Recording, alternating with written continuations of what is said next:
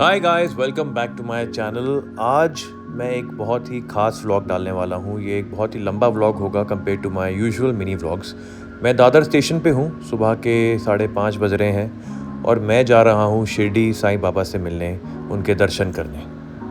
Train से सफ़र किए हुए मुझे कई साल हो चुके हैं, इसलिए थोड़ा मैं कंफ्यूज था कि कहाँ जाना है, लेफ़्ट राइट। मैं लोगों से पूछ रहा था, लेकिन I have to tell you it was quite an adventure to be able to find my train on the right platform. Well finally मैंने अपना प्लेटफॉर्म तो ढूंढ लिया है, लेकिन ट्रेन्स को देखने के साथ ही साथ उनके साथ सेल्फ़ी खींचने की मेरी बहुत इच्छा हुई, तो मैंने कुछ बहुत प्यारे वीडियोस और सेल्फ़ीज़ बनाए उनके साथ। और ये जो आप मेरे सामने अभी देख रहे हैं, ये मुंबई की ब्लड लाइन है, ये मुंबई की नब्ज़ है, ये मुंबई की लोकल ट्रेन्स थी। रेलवेज़ पर आकर रेलवेज़ का नीर पानी मैंने शायद बचपन के बाद आज अपने हाथ में पहली बार पकड़ा, और C11 जहाँ मेरी ट्रेन आने वाली थी, वहाँ जाकर मैंने वेट करना शुरू कर दिया।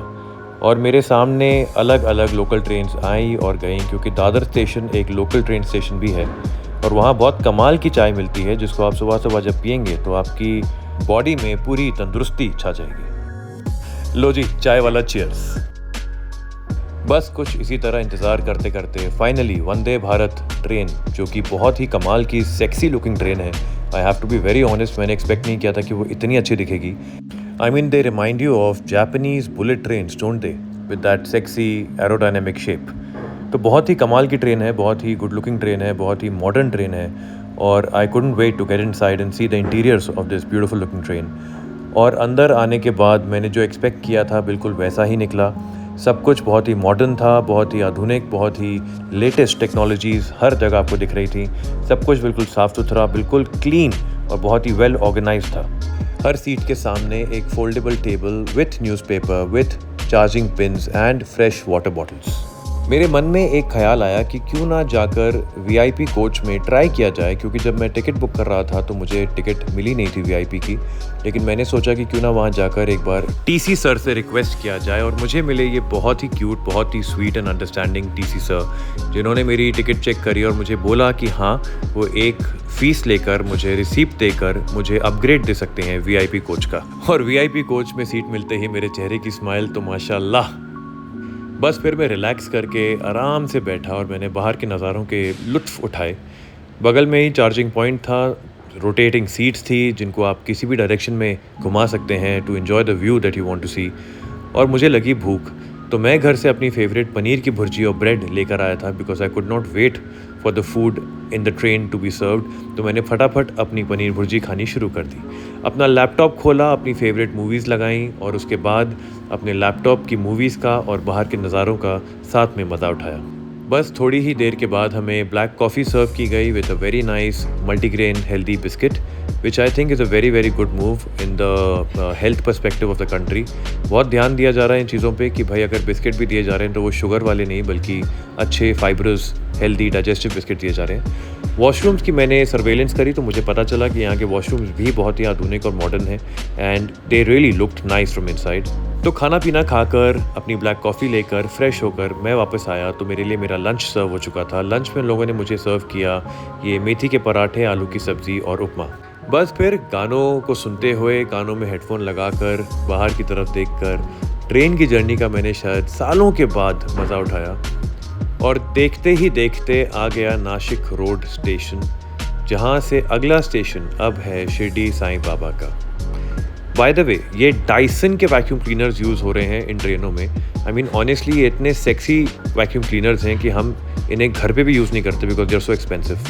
फाइनली आ गया हूँ मैं शिरडी साईं बाबा के घर, उनके स्टेशन पर, और यहाँ से मुझे अब लेना है एक ऑटो, और वो ऑटो मुझे लेकर जाएगा मेरे बाबा के पास। ये काइंड ऑफ मेरा पहला सोलो ट्रिप है जो कि मैंने ट्रेन से भी लिया है, तो मैं थोड़ा नर्वस था। लेकिन टू बी वेरी फ्रैंक, जो ऑटो वाला भी मुझे मिला, he was very helpful, very sweet and very understanding, और उसने मुझे हर एक चीज़ ठीक से समझाई और पैसे भी थोड़े बहुत ठीक ही चार्ज करे। मतलब आई नो कि उसने मुझसे थोड़ा ज़्यादा एक्स्ट्रा चार्ज कर लिया, but I don't mind because he was quite sweet, quite friendly. वैसे इतने सारे ऑटोज़ को एक साथ लाइन में जाते हुए देखकर मुझे ऐसा लगा कि मैं किसी फिल्म का शॉट दे रहा हूँ। बस इसी तरह ऑटो के मज़े लेते हुए, ठंडी हवा खाते खाते मैं पहुँच गया साईं बाबा जी के मंदिर, जहाँ आते ही मेरे दिल में एक ऐसी फीलिंग आई कि जैसे मैंने कोई बहुत बड़ी चीज़ अचीव कर ली हो। दिल से बस एक ही बात बार बार निकल रही थी, ओम साईं राम।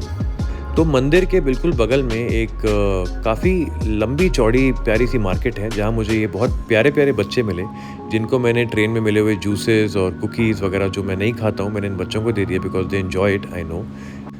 और बस उसके बाद मैं निकल पड़ा वहाँ से अपनी स्कूटर की सवारी पर बैठकर एक ऐसे मंदिर की तरफ जिसके बारे में शायद बहुत कम लोगों को पता है कि शिरडी साईं बाबा के मंदिर जाने से पहले अगर आप इस मंदिर में जाके मत्था टेकते हैं तो आपके दिल की मुराद बहुत जल्दी पूरी होती है और साईं बाबा भी आपको अपना आशीर्वाद शायद डबल देते हैं। सुबह से निकला हुआ पहले मैंने ट्रेन की जर्नी करी, उसके बाद एक कमाल की ऑटो की जर्नी करी और अब मैं शिरडी में स्कूटर की जर्नी करते करते पहुँचने वाला हूँ विट्ठल भगवान के मंदिर, जहाँ पर मैं आपको दिखाऊंगा कि विट्ठल भगवान की जो मूर्ति है उसके बारे में एक बहुत ख़ास बात जो कई लोगों को नहीं पता, जो कि ये है कि शिरडी साईं बाबा ने भगवान विट्ठल को ये आशीर्वाद दिया था कि मेरे दर्शन से पहले जो भी आपके दर्शन करेगा मैं उसकी मनोकामना ज़रूर पूरी करूँगा।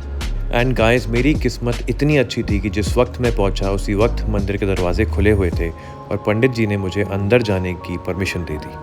ट्रस्ट मी, अंदर जाते ही आप एक बहुत ही कमाल की एनर्जी फील करेंगे, बहुत ही पॉजिटिविटी आपके अंदर आएगी और आपको ऐसा लगेगा कि सच में वहाँ भगवान हैं जो आपको देख रहे हैं, आपकी बात सुन रहे हैं।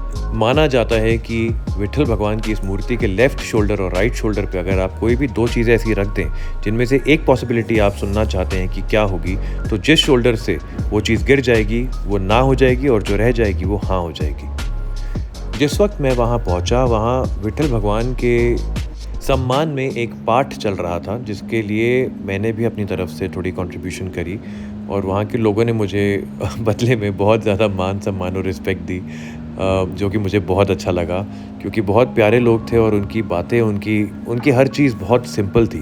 मतलब मुंबई से जब आप यहाँ आते हैं तो आपको ऐसा लगता है कि आप एक नई दुनिया में आ गए हैं। उसके बाद मैं चल पड़ा नंगे पैर शिरडी के साईं बाबा को मिलने, जिनसे मैं मिलने एक्चुअली आया था। अंदर घुसते ही मंदिर के कंपाउंड में बहुत कमाल की एक एनर्जी फील होती है, बहुत सारे लोग रहते हैं, बहुत सारी लोग अपनी मनोकामनाएं लेकर यहाँ आए होते हैं और उम्मीद करता हूँ कि भगवान सबकी सुनते होंगे। थोड़ी दूर चल के मैंने देखा एक आई लव साईं बाबा का ये पूरा सिस्टम, जो कि मुझे बहुत अच्छा लगा और मंदिर में अंदर जाने के बाद भी मैंने अपनी secretly just between you and me थोड़ी सी सेल्फीज़, थोड़ी सी वीडियोस बनवा ली ताकि मैं आप लोगों के भी दर्शन करवा सकूं कि अंदर भगवान के मंदिर के कैसा दिखता है, क्योंकि आई एम श्योर हम में से कई लोग हैं जिनको बुलावा जब तक नहीं आता हम अंदर नहीं जा पाते।